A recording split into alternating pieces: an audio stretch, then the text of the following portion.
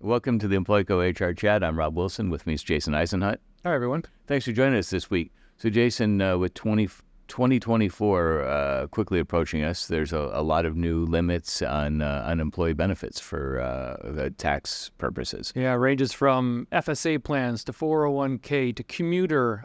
So the IRS over the last couple of months have been announcing new limits, new kind of thresholds that employees shouldn't go over for 2024, all effective January 1st. So one of the first ones is that flexible spending account.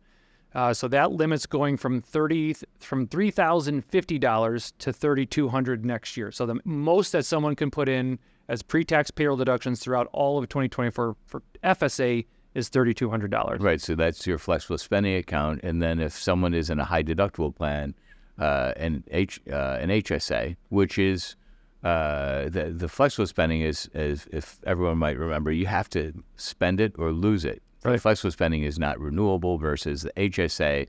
Yours it's forever. In your bank, it's yours forever. Yep. So, and the individual deductible for a medical plan to qualify for you to be able to get an HSA, you have to be in one of these qualified medical plans called an HDHP, high deductible health plan. mm-hmm.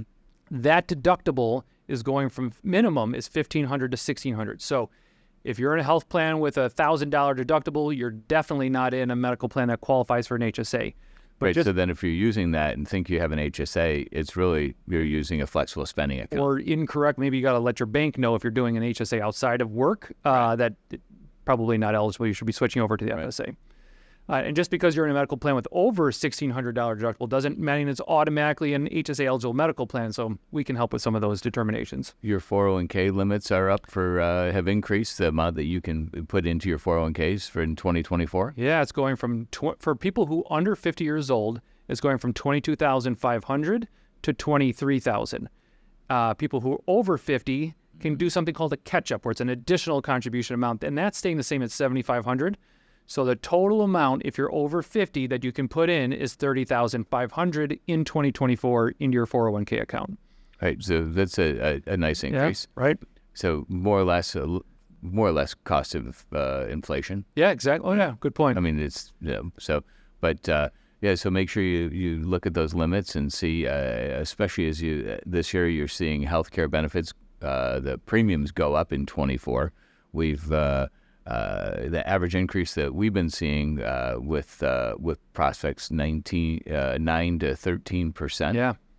Though we just saw a client prospect with 26.5%, and this last week saw a record. So we had a prospect, hopefully become a client, that had a 56% rate increase. I can't remember the last time I've seen a 50+% healthcare medical plan increase renewal. That's just unbearable. I mean, yeah. How do you budget for that? Yeah.